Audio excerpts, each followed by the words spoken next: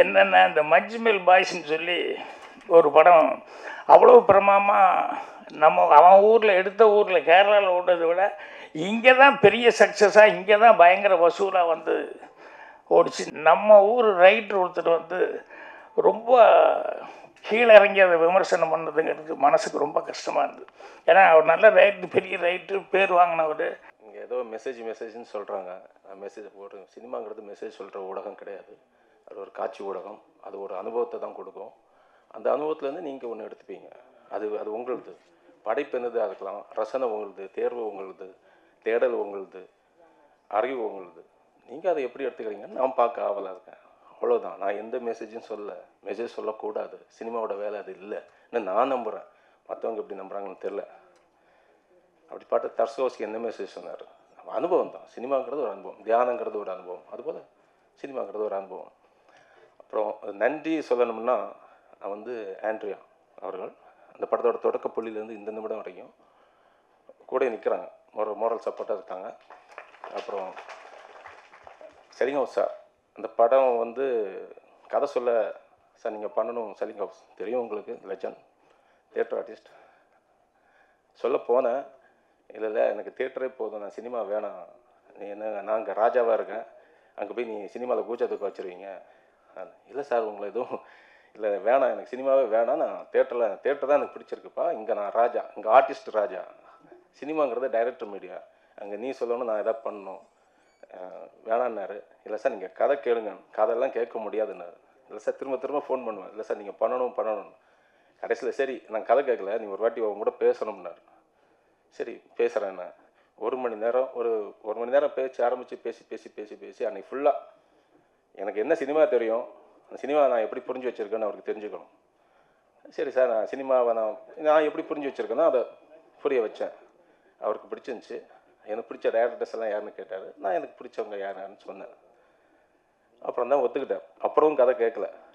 Sir கதைலாம் வேணாம், நீ பண்ணுவேன் நம்பிக்கை இருக்குன்னாரு. சரி கடைசியில் தான் வசனம் மட்டும் என்கிட்ட கேட்டார். நீ எதாவது வாயில் வர்ற டைலாக்கெல்லாம் இருந்தால் நான் பேச மாட்டேன் சொல்லிக்கோ.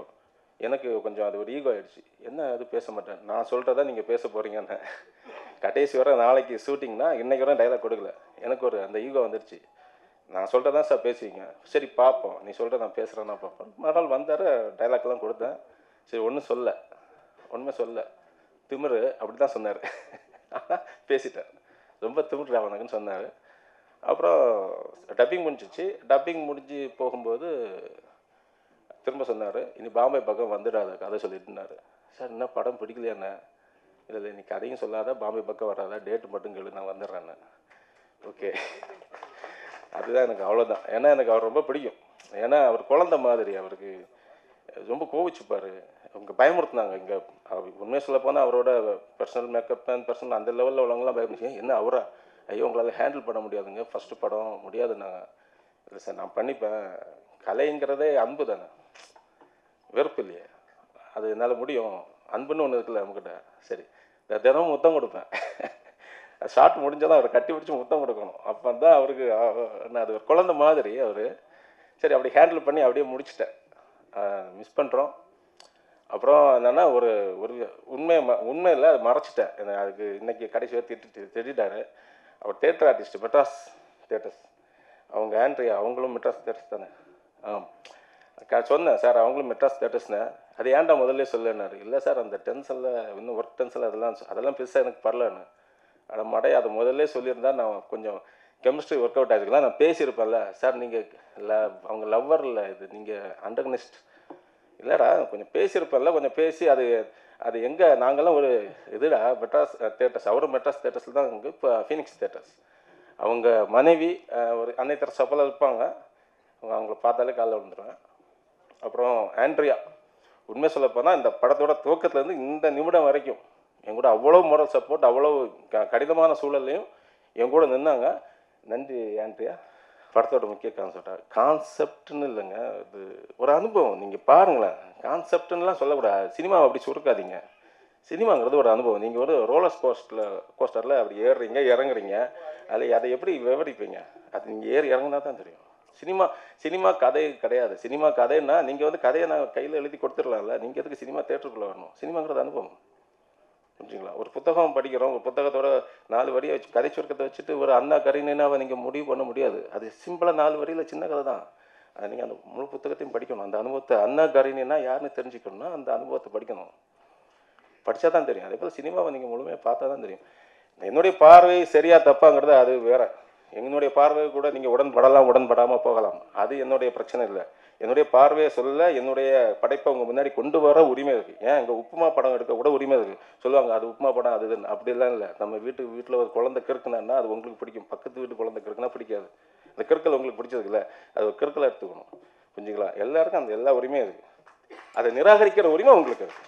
அதை தேர்ந்தெடுங்க, நிராகரிங்க. ஆனால் தப்போ சரியோ, அதாவது mass film, mass psychology, mob சைக்காலஜின்னு சொல்லுவாங்க. மாஸ் சைக்காலஜி வச்சு சினிமா இருக்குது, மாப் சைக்காலஜியை டிபெண்ட் பண்ணி சினிமா இருக்குது. இந்த சினிமா பொறுத்தளவில் என்னன்னா மிரர். இப்போ நான் ஒன்றும் காட்டலை, ஒரு கண்ணாடியே பூசி உங்கள் முன்னாடி காட்டுறேன். நீங்கள் பார்த்துருப்பாங்க, உங்கள் முகம் அதில் தெரியும், அவ்வளோதான். அந்த மிரர்னா நான் ரசம் பூசுகிற கண்ணாடியில் ஆழமான தண்ணி, சலசலப்பில் தண்ணியில் உங்கள் முகம் தெரியாது. ஆனால் ஆழமான தண்ணியில் அது அமைதியான தண்ணியில் உங்கள் பிம்பம் தெரியும். அதோட ஆழத்தை நீங்கள் கண்டுபிடிக்கலாம். இந்த படத்தில் அதை நான் அந்த ரசவாதம் நிகழுன்னு நம்புகிறேன். பதட்டம்னா என்ன பதட்டம்னா, ஒரு ஃபஸ்ட்டு ப்ரொப்போசல் சொல்லும்போது, ஒரு பொண்ணுக்கிட்ட சொல்லும்போது ஒரு பதட்டம் இருக்கும் இல்லையா?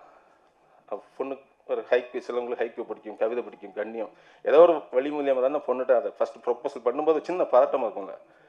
அதே போல் அங்கே ஒரு ஹார்ட்டுக்குள்ளே தான் நுழையணும். ஆனால் இங்கே அப்படி இல்லை. Collective heart, collective mind. அப்போ இன்னும் கொஞ்சம் பதட்டம், இன்னும் கொஞ்சம் பயம் அதிகம். அந்த பதட்டம் எனக்கு இருக்குது, அந்த பயம் இருக்குது. ஆனால் நுழைஞ்சிடுவேன்னு நம்புகிறேன், நுழைஞ்ச ரசவாதம் செய்யும்னு நம்புகிறேன். புரிஞ்சுங்களா? அப்புறம் உங்கள் கையில் இருக்குது. புரிஞ்சுங்களா? நன்றி, வணக்கம். ஆக்சுவலி முதல்ல வந்து டைரக்டர் ரஞ்சில் பற்றி தான் பேசணும். இந்த படத்தை ரொம்ப போராடி எடுத்திருக்காரு, அதுக்கு ஒரு கைத்தட்டல். பிகாஸ் கதை கேட்டு லாக்டவுனுக்கு முன்னாடி கதை கேட்டது. ஸோ அங்கேருந்து இன்னைக்கு வரைக்கும் ஒரு சிங்கிள் மைண்டட் ஃபோக்கஸோட இந்த படத்துக்காகவே உயிரை கொடுத்துருக்காரு. அதனால தான் இன்றைக்கி நம்ம எல்லோரும் இங்கே வந்திருக்கோம். அண்ட் என்னை பொறுத்த வரைக்கும் ஒரு படம் என்பது ஒரு குழந்தையா பார்த்தீங்கன்னா, ஒரு குழந்தைக்கு 2 பேரண்ட்ஸ் இருக்கு இல்லையா, அம்மா அப்பா. ஸோ அதே மாதிரி ஒரு படத்துக்கு அம்மாவும் அப்பாவும் இருக்குது. அந்த அம்மா வந்து டைரக்டர், அப்பா வந்து ப்ரொடியூசர். 2 பேரும் கோஆப்ரேட் பண்ணி, புரியுதுல்ல உங்களுக்கு, சந்தோஷமாக அந்த குழந்தைய வளர்க்கணும். இல்லைன்னா அது சரி வராது. ஸோ இந்த படத்தில் நமக்கு வந்து ஒரு ப்ரொடியூசர் இல்லாமல் கிட்டத்தட்ட 2 ப்ரொடியூசராக இருக்குது இல்லைங்களா? So thank you to both of you for seeing, for holding நஞ்சில்ஸ் ஹேண்ட் அப்படின்னு தான் சொல்லணும். ஒரு சில டைரக்டர்ஸ் காஸ்ட் பண்ணும் பொழுது இவங்க இல்லையா, டேட் இல்லையா, சரி அடுத்தவங்க பார்ப்பாங்க. நிறைய பேர் அப்படி தான் வேலை பார்ப்பாங்க. அவர் ரொம்ப அடம் பிடிச்சி, இல்லை நான் இந்த படம் ஆண்ட்ரியா தான் பண்ணணும்னு ரொம்ப அடம் பிடிச்சாரு. அதனால தான் நானும் இந்த படத்துக்குள்ளே வந்திருக்கேன். வந்ததுக்கப்புறம் கண்டிப்பாக எனக்கு காடுனா ரொம்ப பிடிக்கும். ஸோ இந்த படம்லாம் ஷூட் பண்ணும்போது லொக்கேஷனில் ஃபோன் சிக்னலும் கிடையாது, ஹோட்டலும் கிடையாது, ஏதோ ஒரு வீட்டில் போய் தங்கியிருந்தோம், எனக்கு ஞாபகம் இருக்குது. யா, ஸோ அந்த மாதிரி ஒரு லொக்கேஷனில் போய் ஷூட் பண்ணோம். ஸோ அந்த ஒரு நிஜமான ஒரு காடுக்குள்ளே போயிருக்கோம், அதுதான் நான் சொல்ல வரேன். அண்ட் டெஃபினெட்லி எனக்கு கடவுளை விட காடு தான் கடவுள், கோயிலை விட காடு தான் கடவுள் அப்படின்னு சொல்ல முடியும். Because nature is God for me. So அந்த விதத்தில் பார்க்கும் பொழுது இந்த படம் எனக்கு ரொம்ப ஒரு ஸ்பெஷலான படம். அண்ட் ஐ ஹோப் தட் எல்லாருக்குமே they are able to see the vision beyond the fights and all that. அதை தாண்டி இந்த படம் ஒரு கருத்தை சொல்லும். So I hope the world is able to see that. And நாங்கள் எல்லாரும் பட்ட கஷ்டங்களுக்கு கண்டிப்பாக I hope this film is also successful for the producers and definitely for Nanjil. முதல்ல வாழ்த்து சொல்ல வேண்டியது நான் உதயகுமார் பேர் சொல்லணும். ஏன்னா இப்போ தான் இயக்குனர் சங்கத்தில் முதல் முறையாக தலைவராக வந்திருக்காரு. அதனால் என்னுடைய வாழ்த்துக்கள் தெரிவிச்சுக்கிறேன். வந்தோடனே அவர் ரொம்ப சந்தோஷப்பட்டது என்னென்னா, அவர் அங்கே வந்ததை விட சந்தோஷம் இங்கே ஆண்ட்ரியா பக்கத்தில் எனக்கு உட்கார்றதுக்கு வாய்ப்பு கிடைச்சது. அதனால் அந்த ராசி தொடரட்டும். அடுத்தடுத்து எங்கே போனாலும் அவருக்கு அந்த மாதிரி ஹீரோயின்கள் எல்லாம் முக்கியமானவங்கெல்லாம் அவர் பக்கத்தில் உட்காரணும். அவருக்கு இது பண்ணிக்கிறேன். அதே மாதிரி டைரக்டர் பேசுனது எனக்கு ரொம்ப பிடிச்சது. நாஞ்சில் அவர்கள் அவர் பேசுனது 2 விஷயம். ஒன்று வந்து அந்த சலீம் கோஸை பற்றி சொன்னார். நம்ம எப்பவுமே வேறு மாதிரி இமேஜின் பண்ணோம் இல்லையா, அவர் ஷார்ட் முடிஞ்சோடனே உடனே வந்து கட்டி பிடிச்சி ஒரு முத்தம் கொடுத்தா தான் ரொம்ப பிடிக்கும் அப்படின்னு சொல்லி சொன்னார். நான் ஆண்ட்ரியாவை நினச்சி பார்த்துக்கிட்டேன். ஆண்ட்ரியா அப்படி சொல்லியிருந்தா எப்படி இருந்திருக்கும்? இல்லை, சொல்லும்போது நம்ம நினச்சி பார்ப்போம் இல்லையா, அந்த மாதிரி நினச்சிக்கிட்டேன். அப்புறம் படத்தில் வந்து உண்மையிலேயே அவர் சொன்னது வந்து ஆண்ட்ரியா எந்த அளவுக்கு அதில் ஸ்ட்ரெயின் பண்ணியிருக்காங்க, எவ்வளோ அக்கறையோடு இதில் நடிச்சிருக்காங்க, எவ்வளோ ஈடுபாடு இருந்திருக்கு அப்படிங்கிறத வந்து அவர் சொல்லும்போது புரிஞ்சுட்டேன். அதுக்கு முன்னாடியே வந்து எனக்கு மற்றவங்ககிட்டலாம் பேசும்போது கூட ஜான் மேக்ஸு, அவங்க ஆண்டனி தாஸ், இவங்க அந்த டீம்கிட்ட பேசும்போதெல்லாம் கூட அவங்க அவ்வளோ ஈடுபாடோடு நடித்தாங்க அப்படின்னு சொல்லி கேட்டேன். கேள்விப்பட்டோன்னே அது ரொம்ப சந்தோஷமாக இருந்தது. பொதுவாகவே எல்லா படத்துலையும் ஈடுபாடோடு எல்லாருமே நடிக்கிறவங்க தான். இருந்தாலும் சிலது பர்சனலாக சில கேரக்டர்ஸ் அப்படிங்கிறது ரொம்ப லைக் பண்ணிட்டாங்க அப்படின்னு சொன்னோம்னா அது வந்து ரொம்ப இன்வால்மெண்ட்டோடு நடிப்பாங்க. அடுத்து டைரக்டர் சொன்னதில் நிறையா சினிமாவை பற்றி புதுசாக இருந்தது எனக்கு. அவர் சொன்னதில் நிறைய விஷயங்கள் என்னென்னா, சினிமாங்கிறது ஒவ்வொருத்தரும் ஒவ்வொரு மாதிரி சொல்லியிருக்காரு. அவர் கொஞ்சம் யாரோ ரெஃபரன்ஸ் எல்லாம் கொடுத்துட்டு இது அனுபவம் அப்படின்னு சொல்லி சொன்னார். பொதுவாக படம் ட்ரெய்லர் அதெல்லாம் பார்த்தா தான் படத்தை உடனே பார்க்கணும் அப்படின்னு சொல்லி தோணுது. இதில் ஆண்ட்ரியா ஆக்ஷன் அப்படின்னு சொல்லி நடித்ததெல்லாம் பார்த்துட்டு கண்டிப்பாக பார்க்கணுன்னு. அதை விட அவர் டைரக்டர் பேசினதை வச்சு இவ்வளோ ஏதோ சொல்கிறாரு, ஒரு வித்தியாசமாக இருக்க, அதனால் அவசியம் படம் என்ன இருக்குன்னு பார்க்கணும் அப்படிங்கிற மாதிரி ஒரு ஆர்வத்தை கொடுத்தது. வந்தோடனே யாருக்கிட்ட என்ன இதுன்னெல்லாம் கேட்டுக்கிட்டு இருந்தேன். அவருடைய எக்ஸ்ப்ளனேஷனுங்கிறது கொஞ்சம் வித்தியாசமான முறையில் இருந்தது. இந்த படங்கள், இந்த மாதிரி படங்கள், காமார படங்கள் எல்லாம் வந்து அந்த காலத்தில் நான் ரொம்ப விஜயில் தான் நடித்து revolver, Rita, Kanchana, confide Kanchana, அந்த மாதிரி டப்பிங் படங்கள் தெலுங்கில் எடுத்து அது பூரா வந்து வரும். அதெல்லாம் மிஸ் பண்ணாமல் நான் பார்த்துருவேன். எப்பவுமே இந்த டப்பிங் படங்கள் தெலுங்குலேருந்து வர்றது ஃபைட் படம்னா எனக்கு ரொம்ப பிடிக்கும். அதனால் மிஸ் பண்ணாமல் காந்தாராவ படங்கள் இதெல்லாம் நான் பார்த்துக்கிட்டே இருப்பேன். அந்த மாதிரி அவங்க விஜயலலிதா நடித்தாங்க. அதுக்கப்புறமா விஜயலலிதாவுக்கு அப்புறம் வந்து அப்புறம் ஆக்ஷன் படங்கள் விஜய் சாந்தி கொஞ்சம் வேறு மாதிரி சோசியல் டைப்பில் வந்து விஜய் சாந்தி வந்து நடித்தாங்க. ஸோ விஜயலலிதா வந்து பூரா கௌபாய் படங்கள் அந்த ஜாதியில் இருக்கும். விஜய் சாந்தி ஃபேமிலி ஓரியன்டாக செஞ்சாங்க. ஸோ எல்லாமே ரெண்டுமே லைக் பண்ணுற அளவுக்கு தான் இருந்தது. அப்போல்லாம் கர்ணன் டைரக்டர் தான் இந்த கௌபாய் படங்கள்னு சொல்லி இங்கிலீஷில் வர்ற படங்கள் பூரா அந்த மாதிரி டைப்பில் வந்து அந்த ஜாதியில் இங்கே படம் எடுக்கிறது, அந்த மாதிரி கண்ணெல்லாம் வச்சுட்டு எடுக்கிறது அப்படிங்கிறது அவர் கர்ணன் சார் படங்கள் தான். அந்த ஹார்ஸ் ரைடிங்லேருந்து ஃபைட்டிங்கு எல்லாமே வித்தியாசமாக இருக்கும். அது அந்த படங்கள்லாம் பார்த்தது. அதனால் இப்போது ஆண்ட்ரியா நடிச்சு இந்த படம் பார்க்கணும் அப்படின்னு. ஏன்னா நிறைய இந்த மாதிரி படங்கள்லாம் வந்து லேடி ஓரியன்டான படங்கள் இங்கிலீஷில் கூட நிறைய படம் இருக்குது. கில் பில்லா ஏதோ ஒரு படம், அது வந்து பார்ட் 1 பார்ட் 2 இப்படியெல்லாம் மாறி மாறி வந்தது. இனி ஒரு படம் வில்லியா ஒரு பொம்பளை நடிச்சிருப்பா. அவர் ஹீரோ நல்ல பாடி பில்டர், அவர் பேர் நம்ம மறந்து போச்சு எனக்கு. அவர் வந்து ஒரு படத்தில் ஹீரோ.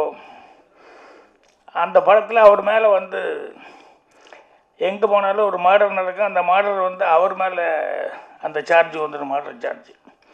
ஸோ அவர் அதில் போலீஸ்கிட்டேருந்து தப்பிச்சு ஓடிட்டு இருப்பார். அப்படி இங்கே வாங்க அங்கே வாங்க, உங்களுக்கு எதுக்காக என்னங்கிறதுல விளக்கம் சொல்கிறான்னு சொல்லிட்டு ஒரு ஸ்பாட்டுக்கு போய் நிற்பார். போய் நிற்கிற இடத்துல பூரா பார்த்தீங்கன்னு சொல்லி சொன்னோம்னா மறுபடியும் மர்டர் நடக்கும், மறுபடியும் மாட்டிக்குவார். கடைசியில் கிளைமேக்ஸில் வந்து இது எல்லாத்துக்கும் காரணம் இத்தனை மர்டர்லாம் பண்ணதுன்னு சொல்லிட்டு அங்கே தான் ஒரு லேடி கொண்டு வருவாங்க. என்னென்னா அவங்க வந்து அதுக்கு முன்னால் நிறைய ஆக்ஷன் எல்லாம் வந்தது. அப்போ லேடினே தெரியாது, சில இடங்கள் தப்பிச்சு போகிற இடங்கள்லாம். அவ்வளோ நல்ல அந்த ஆக்ஷன் சீக்வன்ஸ் எல்லாம் இருந்தது. அதுக்கப்புறம் கிளைமேக்ஸில் வந்து அந்த லாஸ்ட்டு ஃபைட் சீக்வன்ஸ் வரும்போது அப்போ தான் ஓப்பனாக லேடின்னு காமிப்பாங்க. அவங்களுக்கு எல்லா ஸ்கில்லும் இருக்குது, ஏன்னா ஆர்மியில் வந்து வேலை பார்த்தவங்க அப்படின்னு சொல்லிட்டு. அந்த கிளைமேக்ஸ் ஃபைட்டெல்லாம் கூட ரொம்ப ஒரு ஓப்பன் டெரஸ், ரொம்ப பெரிய ஹைட்டான ஒரு பில்டிங்கில் மேலே நடக்கும். ஸோ அப்போ அந்த பொண்ணு எந்த அளவுக்கு, ஸோ இங்கிலீஷில் சில பேர்த்து நம்பி லேடிஸ் வந்து போடும்போது உண்மையிலேயே அவங்க அந்த அளவுக்கு அந்த ஆக்ஷன் பண்ணுற அளவுக்கு பாடியை வச்சுக்கிட்டு அந்த டேலண்ட்டோடு அவங்க பண்ணியிருப்பாங்க. ஸோ அந்த மாதிரி அந்த பொண்ணு அந்த படத்தில் நடிக்கும்போது கூட ரொம்ப நல்லா பர்ஃபார்மன்ஸ் பண்ணியிருந்தது. அதில் கடைசியில் ஹீரோ அவனுக்கு ஒரு இது வேறு, ஏரோ வேறு அந்த பொண்ணு விட்டதில் அதுலேயும் வேறு ரொம்ப இதாகிடுவான். அதோடு மீறி ஃபைட் பண்ணிட்டு இருக்கும்போது அவன் எப்படியோ டாட்ஜ் பண்ணி அந்த பொண்ணு இவனை தள்ள வரும்போது இவன் அந்த பொண்ணை தூக்கி விட்டா அவ்வளோ பெரிய பில்டிங்கிலேருந்து ஒரு ராடு நீட்டிகிட்டு இருக்கோம், அதை பிடிச்சி அப்படியே தொங்கிட்டு இருப்பான். ஸோ கீழே அவ்வளோ டெப்த்து. இப்போ அவன் தொங்கிட்டு இருக்கும்போது இவன் கஷ்டப்பட்டு எந்திரிச்சு மெல்ல பக்கத்தில் வந்து பார்ப்பான். அவளுக்கு தெரியும் இனிமேல் இதுக்கு மேலே வந்து நம்ம தப்பிக்கிறதுக்கு சான்ஸே இல்லை, ஏன்னா ஒரு 15-20 மாடிக்கு மேலே இருக்கும். இவ்வளோ டெப்த்தில் நம்ம உழுக போகிறோம், சாக போகிறோம் அப்படின்னு சொல்லும்போது அப்போ வந்து மெல்ல வந்து சொல்லுவாள், இந்த மாதிரி இனி நம்ம தப்பிக்க முடியாதுங்க சொல்லும்போது ப்ளீஸ் ஹெல்ப் மீ அப்படிங்கிற மாதிரி சொல்லுவாள். அப்போ அந்த ஹீரோ வந்து சொல்லுவான் என்னென்னா, இத்தனை பேர்த்து நீ கொலை பண்ண லைனா, அதுவும் உயிர் தானே, அப்போல்லாம் உனக்கு ஃபீலிங்கே எதுவுமே கிடையாதா? இத்தனை பேர்த்த கொண்டுட்டு இப்போ உன் உயிருங்கும் போது மட்டும் ஹெல்ப் மீன்னு சொல்லி கேட்குறியா அப்படிமா. அப்புறம் அவளுக்கு தெரியும் இனிமேல் ஹெல்ப் பண்ண போகிறதில்ல, அதனால தான் அட்வைஸ் பண்ணுறேன் அப்படின்னு சொல்லிட்டு கோவத்தில் வந்து கோ டு ஹெல் அப்படின்னு கத்துவா. உடனே எஸ் லேடிஸ் ஃபஸ்ட் அப்படின்னு சொல்லி காலில் அந்த அவள் கையை தட்டி விடுவான். ஸோ சாதாரணமாக லேடிஸ் ஃபஸ்ட்டுங்கிறது வந்து நம்ம எங்கேயோ எதோ கேள்விப்பட்டிருக்கோம். அந்த டைலாக் ரைட்டர் அந்த படத்தில் அந்த இடத்துல வச்சான் பாருங்க, அதுதான் சாமர்த்தியம். அவள் வந்து கோ டு ஹெல்னு சொன்னோடனே லேடிஸ் ஃபஸ்ட்டுன்னு அந்த காலில் கையை அப்படி தட்டி விடுவான் அப்படிங்கிறது ரொம்ப விஷயம். அந்த மாதிரி நிறையா படங்கள் வந்து லேடி ஓரியன்ட் படங்கள் வந்து அந்த காலத்தில் வந்தது. இப்போ இந்த படம் பண்ணியிருக்காங்க.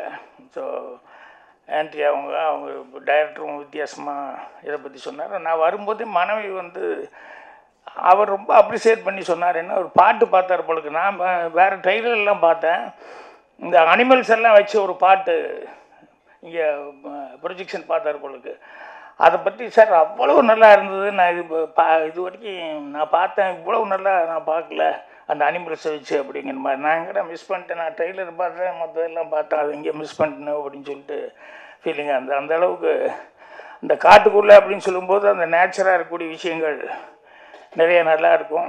அதனால் ஆக்ஷன் அது பிரியர்களுக்கு படமாக பிடிக்கும். ஆன்டியா வேறு லேடி ஓரியன்ட் அப்படிங்கிறதுனால கண்டிப்பாக எல்லாருக்கிட்டையுமே ஒரு எதிர்பார்ப்பு இருக்குது. அந்த எதிர்பார்ப்பு அளவுக்கு படம் சக்ஸஸ்ஃபுல் ஆகும் அப்படின்னு சொல்லிட்டு இப்போ அட்வான்ஸாக வாழ்த்துக்கள் தெரிவிச்சுக்கிறேன். ஒரே ஒரு விஷயம், எப்படி இருந்தாலும் கான்ட்ரோவர்சி வரும்னு தெரியும், வேறு வழி இல்லை. என்னென்ன இந்த மஞ்சுமெல் பாய்ஸ்ன்னு சொல்லி ஒரு படம் அவ்வளோ பிரமாதமாக அவன் ஊரில் எடுத்த ஊரில் கேரளாவில் ஓடுறதை விட இங்கே தான் பெரிய சக்ஸஸாக, இங்கே தான் பயங்கர வசூலாக வந்து ஓடிச்சு. இந்த மாதிரி நிறைய படங்கள் வந்து அந்த காலத்தில் வேறு லாங்குவேஜில் எடுப்பாங்க. சங்கராபரணம் வந்து அந்த அளவுக்கு அப்படியே தெலுங்கு கொண்டு வந்து ரிலீஸ் பண்ணாங்க, அது அந்த அளவுக்கு ஓடிச்சு. செம்மீன் அந்த காலத்தில் எடுத்த படங்கள் ஓடிச்சு. இப்படி வந்து நிறைய படங்கள் அடுத்த ஊரில் எடுக்கிறது வந்து லைக் பண்ணுறாங்க ஜனங்க. அதனால் வந்து அதில் ஏதோ ஒரு விஷயம் இருக்கிறதுனால தான் அந்த அளவுக்கு போயிருக்கு. ஆனால் நம்ம ஊர் ரைட்டர் ஒருத்தர் வந்து ரொம்ப கீழே இறங்கி அதை விமர்சனம் பண்ணதுங்கிறது மனசுக்கு ரொம்ப கஷ்டமாக இருந்தது. ஏன்னா அவர் நல்ல ரைட்டர், பெரிய ரைட்டர், பேர் வாங்கினவர். அது ஏன் வந்து மனசுக்கு வருத்தமாக இருக்குது அப்படின்னு சொன்னோம்னா, அது படத்தை மட்டும் விமர்சனம் பண்ணி ஒரு வார்த்தையை விட்டுருந்தா பரவாயில்ல, வேறு மாதிரி வார்த்தைகள் விட்டார். அதாவது படத்தை பற்றி விமர்சனமோ இல்லை படத்தை டைரக்டர் அதை பற்றி விமர்சனம் விட்டு பொதுவாக கேரளாக்காரங்க அதில் நடித்த நடிகர்கள் கேரளாக்காரங்க அப்படின்னு சொல்லி இந்த மாதிரி ஒரு வார்த்தை விட்டது அப்படிங்கிறது அது தமிழனுடைய நாகரிகமாக இல்லை, நம்ம பண்பாடும் கிடையாது. ஏன்னா நம்ம எல்லாத்தையும் பாராட்டி தான் சொல்லிக்கிறோம் ஒழிய யாரையும் வந்து அவ்வளோ இறங்கி விமர்சனம் பண்ணல. ஸோ ஒரு ரைட்டர் வந்து அப்படி விமர்சனம் பண்ணார் அப்படிங்கும்போது ரொம்ப கஷ்டமாக இருந்தது. என்னென்னா சினிமாவில் வந்து என்ன வேணாலும் நீங்கள் விமர்சனம் பண்ணலாம், அந்த படத்துலேயே வந்து ஏதாவது எனக்கு அது பிடிக்கல, நீ தமிழ் இப்படி காமிச்சிருக்க அப்படி காமிச்சிருக்க அப்படிங்கிறது இந்த மாதிரி வர்றதுங்கிறது தப்பு இல்லை. படத்தில் அது சரியில்லை இது சரியில்லைன்ட்டு பர்சனலாக வந்து அந்த ஊருக்காரங்களை அப்படின்னு சொல்லி அப்படி பேசுனது அப்படிங்கிறது தான் ரொம்ப ஒரு கஷ்டமான ஒரு சமாச்சாரம். நான் அந்த நேரத்தில் சொல்லலான்னு அப்புறம் வெளியூர் அங்கேயும் சுற்றினது. அப்புறம் ரெண்டாவது சூட்டோட சூடாக பேசி எரிய நெருப்பில் மறுபடியும் கொஞ்சம் எண்ணெய் ஊற்றுற மாதிரி வர வேண்டாம், கொஞ்சம் சூடெல்லாம் அடங்கட்டும் அப்படின்னு சொல்லிட்டு தான் விட்டேன். இது கூட இப்போ நான் பதிவு பண்ணுறது எனக்காக மட்டுமல்ல, இன்னும் தமிழ்நாட்டில் யாருமே அதை பற்றி ஒன்றும் கண்டுக்கவே இல்லையா அப்படின்னு சொல்லிட்டு அந்த கேரளா பீப்புள் அவங்க நினைக்கக்கூடாது. அதுக்காக தான் நான் வந்து பதிவு பண்ணுறேன். தமிழ்நாட்டில் அப்படி கிடையாது.